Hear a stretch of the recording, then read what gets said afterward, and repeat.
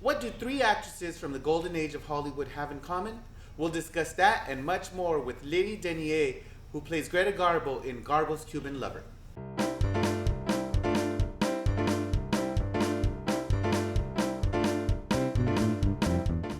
Hi everybody, welcome to From the Stage, the show that brings you art, music, fashion, theater, any kind of art form that's happening in Los Angeles, and we bring it straight to you. I'm speaking to Lydie Denier, who plays Greta Garbo in this amazing new work playing here at Casa 0101, Garbo and Her Cuban Lover. Hi Lydie. Hello. How are you? I'm doing well, thank you. I just saw the show tonight, and I am just absolutely amazed with the amount of fabulousness I saw on stage and just the amazing artistry that happened in this hour-and-a-half long show.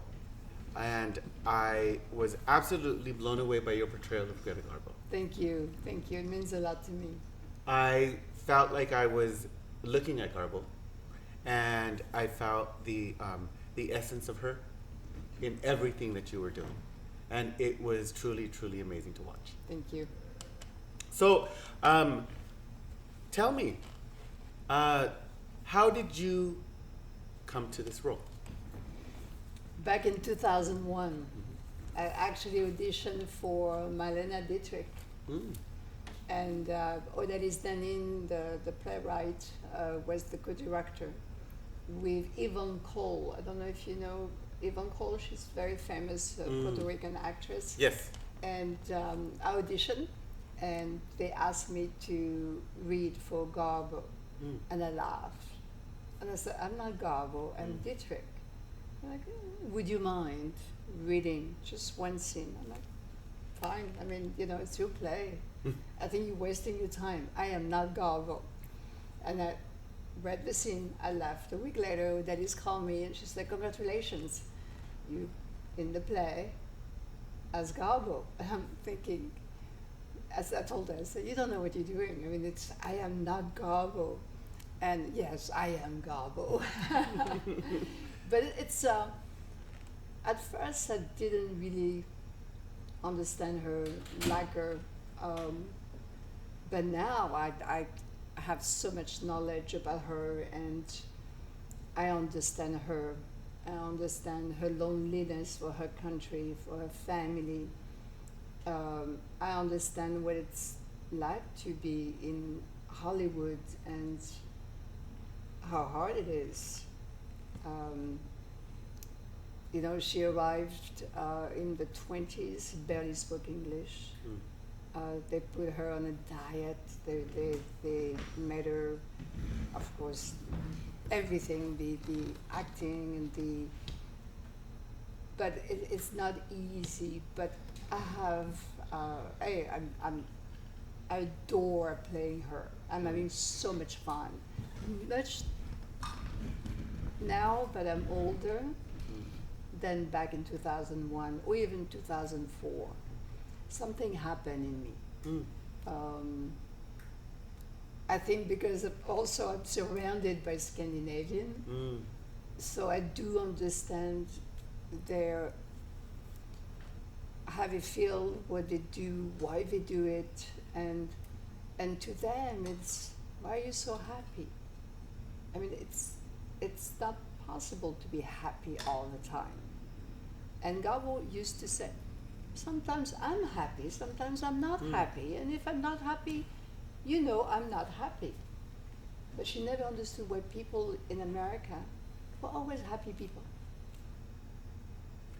I think she understood or saw that in America, I think, perception is everything. Yes. Especially in Hollywood. Yes. And I think Greta Garbo, I'm a fan of Greta Garbo. I've seen her movies, and I think what makes her so captivating is, even though she was playing a character, again, her essence always came through, which was she was very true to who she was. Yes. She came to work and she arrived always on time, left on time. Mhm. If you said done by 5, at 5, she left. She left. Finished, not finished, not her problem. She Yeah. was gone. Very private. Worked really hard on every role. She was a one-take person. Didn't believe in rehearsal. It was really hard for a director to get a second take from her because she said, "No, I am the role. Yeah. I don't have to redo it again." So it's to me, I'm fascinated with her. I watch all the movies. Yeah. I read about her. It's not easy to find something because she, at one point, starting in 1931, she didn't do any interviews. So you find some things from late 20s, but it's really hard. So you have to watch the movies, all her movies, and see what she brought as herself into each role she portrayed. And you truly did that. Oh, I did. But- Yeah, I watch everything. I watch Yeah. her. I eat dinner really early because I have to come to the theater. And I have a movie in the background. Queen Christina. Yes. It's amazing. Yep. Ninochka. Anna Christie, Camille. But Queen Christina, to me, she is top notch. Oh, in yeah. it. And she's just, I mean, she was a beautiful woman. Yes. But in that one, she just Sparkling. shines. Yeah, yeah. Shines, sparkles. Yes. And what I really enjoyed about the play was that, you know, I felt like I was watching a film from the time because the mannerisms of everyone, the way everyone is speaking is of that era, of that Hollywood era. So it was almost like life imitating art, art imitating life, right? Because, you know, obviously we don't speak like that anymore, not even in movies. Not even movies. No, but it was done so with such a great care to that craft, you know, and it comes across as comical sometimes, but that's exactly how people talked in those movies. Back then, Yeah. you knew that a person, the way she talks, she was an actor. Yeah. Nowadays, you don't know. Yeah. Back then, they had speech lesson, and they had a voice, and they had the way, the movement. And you look at even Dietrich in movies. You look at lots of Carole Lombard, Vivienne Lee, Mhm. and I'm not sure what happened. I think it, like every art form, it just evolved. Yes. Yeah, and you see some actors trying to really push for that. And you know, I always think that, especially actors who have theater training, you can clearly see it on film because it's a more committed role. I Yes. think. And yeah, so tell me, so this is your third iteration of this, and it's going back 20 years. I Third would is think. charm. Yes. Yeah. I know 20 years already. Ooh. Yeah. Wow. So what was different about preparing for this role this time around than it was 20 years ago So- or 16 years ago? Yeah, 20 years ago, even 16 years ago. So let's speak 20 years ago. Mhm. There was not much, and I was not, on Google anything Yeah. and internet search. So I was lucky to have met two people who are no longer around who knew a lot about Garbo. Mhm. And one of them actually met Garbo. He did come see the play. So I could ask a few questions, but it was just watching her movies. And Yvonne Cole, who was the director, the co-director, she had a background in theater. And so she taught me a lot about how they move, how they talk, and she worked. One of her first jobs was in New York with Lisa Minnelli, and she was 17 years old, Yvonne at the time. So she had this way about her already. So with her, I created my Garbo, which I kept in 2004 which I develop and shot to the moon nowadays. Because now, I mean, I Google everything and see everything. You have interviews from people who had the chance to work with Garbo. Orson Welles, I don't know if you know, if you've seen on YouTube, this Orson Welles says that he went to Sweden and they showed him a commercial. And he said, I look at that girl, and he said, she looked like a Swedish cow. Then 2 years later was Garbo. It's amazing. She had that face, that from working on some commercials and modeling in Sweden, and Maurice Stiller, the director, saw something in her. And she became Garbo within 2 years, which is amazing. There's a great interview you will enjoy of Marlene Dietrich when she was asked if she's ever met Garbo. And she said, no. I mean, like, never? No. I mean, all those years, those two didn't admit that they actually met. Until years later, when you could see a little clip in a movie and you know it's Marlene Dietrich and Garbo in the same movie. So the interview with Orson Welles. Orson Welles is and great. Marlene Dietrich. Yes. We're gonna find those, and we're gonna put the links in the. Oh, you have you have to find them. If you can find them, I'll send them to Gaza or 101. Yeah. Yeah. Laurence Olivier. Oh. So a funny story. Laurence Olivier was cast in Queen Christina. Wow. And so there's an interview, and the guy said to Laurence Olivier, so we heard you got fired by Garbo. And he said, she did fire me. He said, I was like a puppy around her, in love. I'm totally in love.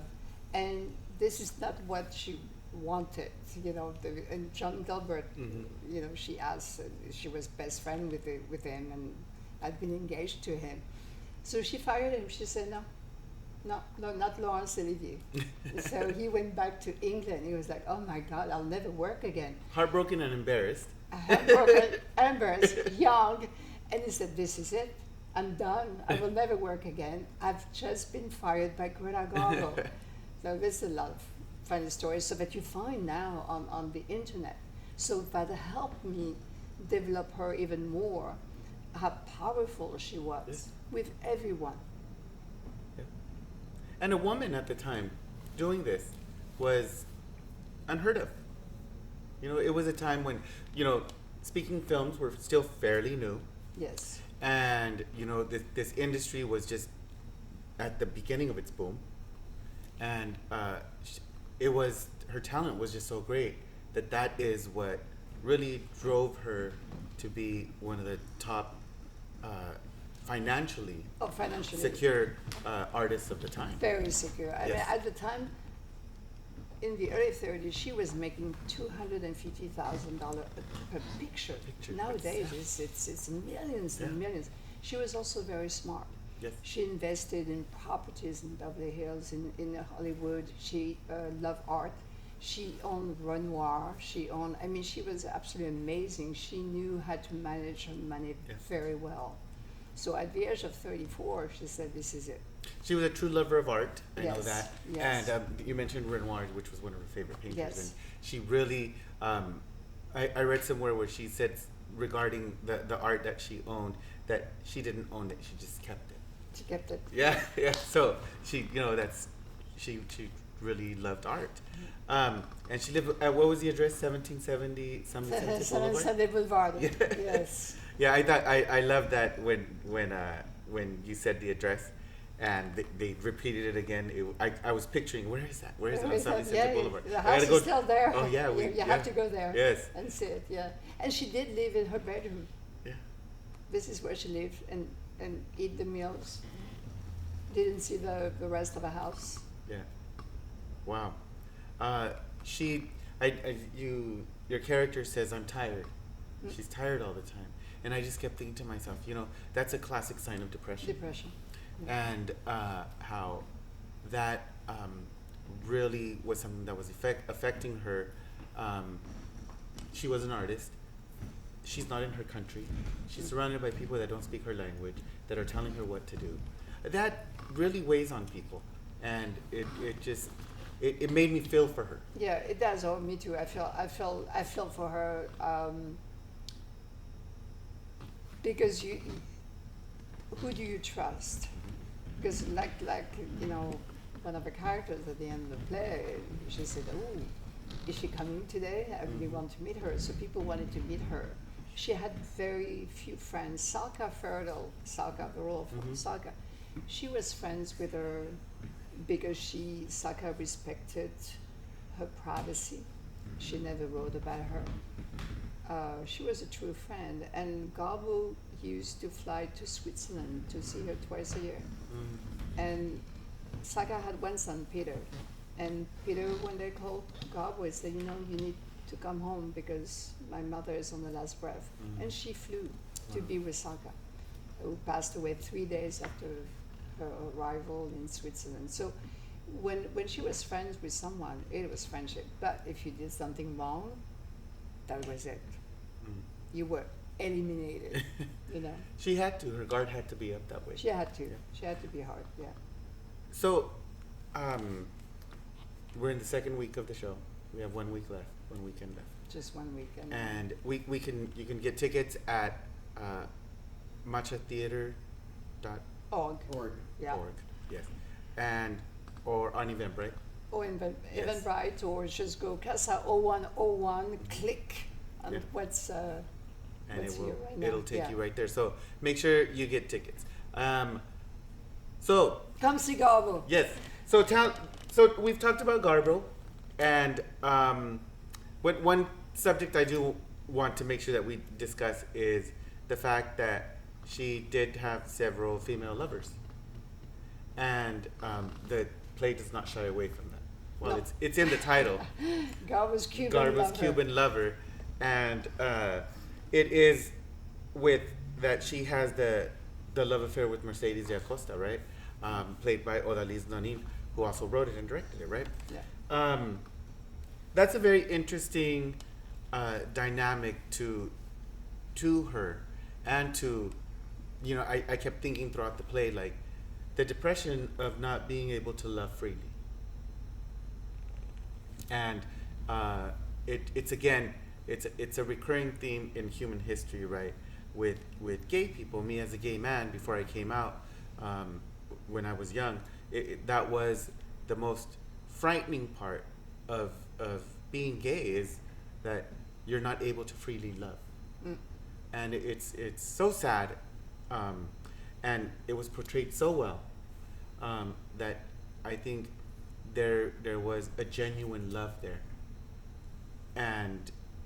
But the sadness is, they weren't able to freely express that love. No, I don't think she ever thought that one day you'll be able to, at the time, Garbo. I do believe, because there's, with the internet, but you can find a lot of things now. She loved love, she loved sex, definitely. I mean, don't we all? Don't we all? But Garbo was, but if it had to be very private. I don't think she was into long-term relationship. It was on her own time when she wanted it, but I don't think she would have been good at being married or having.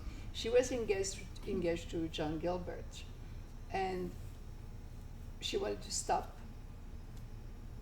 being an actor, wanted to have kids, and John Gilbert said, "You can't, you Garbo." And she said, "Oh my God, you're not marrying me for me. You're marrying Garbo." A character. A character. And so she canceled she broke off the engagement. But she had, you can tell that she also loved women, because in Queen Christina, when she grabbed this young girl's face, and she's just kissing her, or, she just, I mean, how daring it was to do that in the 30s. Yeah. And she did it. And she did it. Could kill us. Which is why in Madonna's Vogue song, she's the first one mentioned in that middle section. Greta Garbo and Monroe, Diedrich and DiMaggio. But Greta Garbo is the first one mentioned. First one. Yes. Yeah. A legend, a true legend, A true true gay legend. icon, a true icon for beauty, a true icon for just the Hollywood glamour of that golden age. Yeah, and she loved, at home, she wear men pajamas, men shoes, men pants, she loved wearing men's clothes. She loved it. And she wore pants, and she was photographed. And yes. They wrote about it in the papers. And because I read about the story, it was mentioned in the book, and what happened is, as for fun, she was with a friend, and she said, "Give me your pants," and she put it on, and she was photographed, and she knew that, okay, now we'll wear pants. Yeah. Publicity. Any publicity, right? It's good publicity, and she was doing that, but she was also making a statement, I believe. Absolutely. It's like, why not? So, Lydie, tell us about you. We know you're an actor. You're an amazing actor. And, but how did you come to be an actor? I always wanted to be an actor. I was 5 years old, and I grew up in the countryside of France, in Brittany. And when people ask me, so what do you want to do when you grow up? And you expect it to be, either a doctor or a secretary or, something. And me, I always said, a movie star in Hollywood. Wow. And which is amazing because we had this little TV, black and white TV. I loved everything that was American. On Wednesday night, I was allowed by my parents to watch this black and white movie, mostly westerns, because the next day there was no school. So I was allowed only. And then as I grew up, I really wanted to watch more movies. And as a younger sister, and they put my bedroom, they separated the living room, and they built a bedroom. So there was a door and a keyhole. And I used to go through the keyhole because the TV was right there and watch every night what my parents were watching, all the movies, until one day I fell asleep and I banged my head and my parents opened the door and they realized that they covered the keyhole. But I love movies. I was fascinated by movies. I love theater. I wrote my first teeny play. I was 8 years old for school. And I gave myself, of course, the part of a clown because I wanted to make people laugh. So I wrote it, I directed it, I put myself in it. I self-produced myself at 8.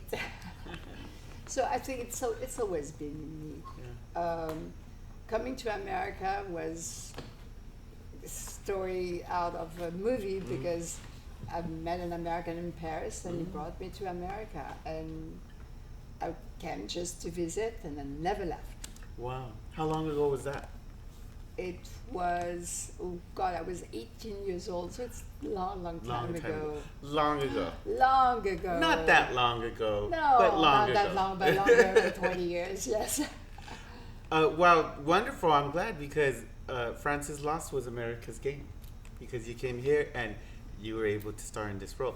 I wanted to go back to referencing what I kept noticing was your character had the most costume changes in the play. How many total was that? 9. 9. 9. With quick changes in between some of those. Oh, some of it is very quick, especially when I go to the cabin. I literally go from a little black negligee and I have to have this little camisole underneath, make sure I have the pants, otherwise I will end up, not fully clothed for sure. The shorts, the shoes.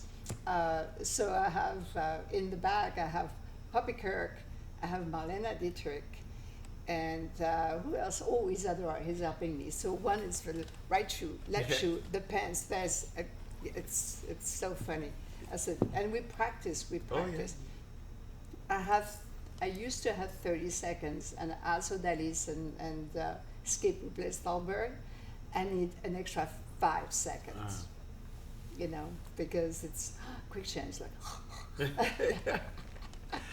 I always, you know, I'm a costume designer, as we were talking about that, Yes. and I always, that's the funny part, especially in theater, is because when it's time for costumes to come in, it's like you're adding another director, because now the costume designer is coming in and telling you, okay, so you have 12 seconds to get out of that beautiful gown and into this skimpy little, but you can't be wearing it underneath because it'll show, and It will show. yeah, so It will show. so I have to always work with Yeah. actors to make sure that they understand the process. And a lot of actors at first, you know, who have never worked with me, they're looking at me like, how am I going to do this? I just memorized my lines. Oh, you'll be able to do it. You'll be fine. And we figure out a way, and that's the magic of theater, right? That's Because magic. you do walk off, and then Magic. you walk back in those shorts. I've been and- asked, they said, how did you change so fast? Because they can see that I'm living with the black negligee, and I'm coming back really 35 seconds later. And I said, magic. I have Magic. 3 girls helping me. Yes. I'm The literally magic right of behind theater. here. Yes. I mean, like, you on the stage behind the blue curtain? I said, yeah, fully naked and all, and then I'm all dressed again. Yeah. Yeah. It's, you can't see me. It's, yeah. Yeah, well, all of those costume changes are absolutely beautiful. Yes. Um, And it tells the time also. Oh, yeah. Yeah. The set with all of this beautiful Yes, Art Deco. it's gorgeous. The painting here, Marcos did a wonderful job with all Yes. of this. It's truly a beautiful work of art. And when the you see light it. designer saying Oh, it, yeah. amazing. Yes, yes, And Garbo has a special light, I know, because it's pink. yes. It's every time Garbo comes on stage, And that's why there's you the were light. sparks. That's Just like perfect. she did. Yes. What is your favorite part of the show? So funny, I asked that someone tonight, we can distinguish. I said, what is your favorite scene of Garbo? Oh, I would think, I love when I come back and she got hurt and they don't expect Garbo to be back. And I come and I say, my little one, I've missed you. And they're like, oh, she's back again. Yes. I love every time the phone rings. First time, okay, it's Garbo. Second time, the third time, the audience, they know it's Garbo Yeah. calling again. Mm-hmm. So there's lots of moments of Garbo. I love when she comes because people expect, ooh, they're gonna have sex. And Garbo is just like, not today. I mean, you know, I'm not in a happy mood. You expect something from her, and you don't get it. Mm-hmm. You get it when she wants to. I love this scene. One of my favorite scenes because it's so cute is that when she's typing, she's busy working, and Garbo is not happy because Oh, she's yeah. not paying attention. Oh, flipping the magazine. I keep preparing the magazine. Yeah. Like, ooh, scotch tape. It's like, as Daniel and the scotch tape. Oops, there's one page gone. You know, so it's fun. It's fun. Yes. Yeah. You know, my favorite part is that scene where you say, let's just sit here all night, and you're sitting there. Oh God, yes. And Odalise's character is falling asleep, right? But what I loved is that stoic, very just controlled Like a person, stone. like a stone. Mm. And then you start seeing her melt into love, Mm. and she's falling in love, and you know she goes from being so guarded to just being so vulnerable and just in love with Mercedes, And then shutting again. and then shutting again. Yeah, you know she's capable of that. Oh, yes. But we also know she's capable of love Of too. loving. And that's what I really, really appreciated. And that one of the final scenes when you're talking to Mercedes on the phone, and when Mercedes says, "I will not live to see it, but the day will come when two women will be able to love freely," and how that just, your character is kind of, and then when she also says, "Was I ever part of you?" and you say yes, it's just it's a beautiful moment. Thank you. And it's very touching. Again, as a gay man, whenever I see that kind of representation, it really touches me because it reminds me how far we've come. Oh, far, and it's not that long ago. And it's not that long. You know, when Yeah. you look back, it's Not even 100 years ago. no, Yeah. but it's amazing the evolution. But still, I mean, it's still not easy everywhere around the Not world. In everywhere some around the world, countries, it's bad news. But it's still amazing. But yeah, in the 60s, Garbo definitely didn't think that will ever happen. Yeah. So Mercedes was really ahead of the time. Yes. And always wishing that it is going to happen. No, I like that lesson. I think when I met the scene, because people said, do you get butterfly? And I said, oh God, I hope so. Because if I don't get butterfly before I go on stage, I might as well just retire. Because to me, the butterflies is part of being an actor. I said, but there's so much pressure on me on stage. I don't think with Odalis who starts the play or the party scenes, everything, they talk about Greta Garbo, meeting Greta Garbo. And my wish is to meet her. And I'm like, oh my God, now it's my turn to come on stage. I can't trip, I can't miss my, I can't fall off a chair, I can't, it's so much pressure. I'm like, oh, I'm Garbo. I have to make sure that chook, poof, done. But you can't just like, oh, sorry. So speaking of butterflies, and right before you walk on stage, what's the one thing you do to prepare yourself at that moment to walk out? Breathe. Breathe and I channeling her, it's maybe too big of a word, but I do become her. Yes, you do. I look in the mirror, I am her. Yes. And the rest of the cast, like evaporating, when Daniel said, okay, 10 minutes, and we're like, oh, but it's just breathing, it's becoming her, so the way she put a shoulder, the way she walks, and the voice, and the look, and just I sit and no one actor has talked to me. They know that this is it. I'll see you at the end of the show. Yes. But yeah, no, it's... Because I met you before the show. Yes. And that was not the same person that walked No, out. it is not. I was like, wow. It's not the same. Yeah. Greta Garbo is on stage. Yeah, she's alive. And what advice do you have for up-and-coming actors, maybe actors who are looking to have that drive and passion? How do you keep that alive? What advice can you give? It's like cooking. You I love cooking. So for me, the smell, the taste of food, when I cook, I create. This is when I do my writing, or I'm being Garbo and I go through my lines. I think never give up. You will meet a lot of people who says you can't do it. I remember when I first came in this country and I went to see an agent, big agency, big agent. And he looked at me and said, you'll never work in this country. You have an accent. Now, I am 58 TV movies, series, commercials later. Wow. And plays. So don't get you feeling hurt. I mean, people will try, you know how it is. Yeah. To me, it's like, you'll see. Wait and see. What does RuPaul say? What you think about me is not my problem. It's yours. It's I yours. agree. I agree. Lots of friends said it's amazing because if people don't like me, I don't care. I so don't care. To me, it means that I'm doing something that bothers you, and that is good.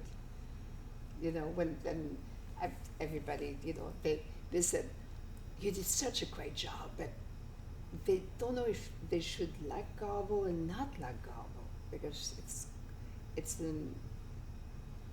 they don't quite understand her.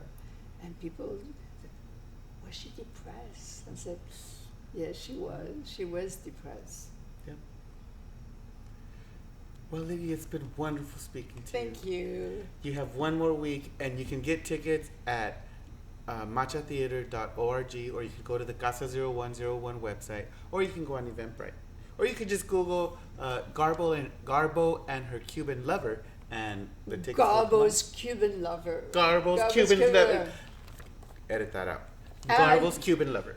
Yes, and follow Lydie Denier. Yes. Like that, you'll know what I'm up to do next. Do you have an Instagram?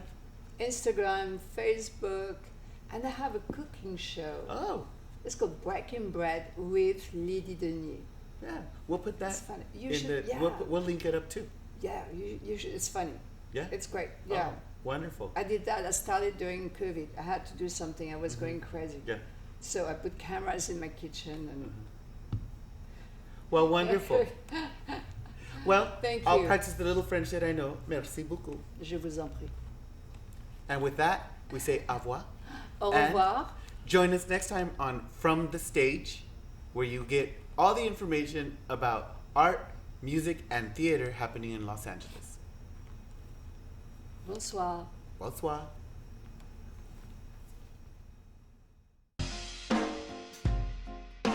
Join us next time as we speak to Suzanne Linares about her paintings in the Jean Deliage Art Gallery here at Casa 0101.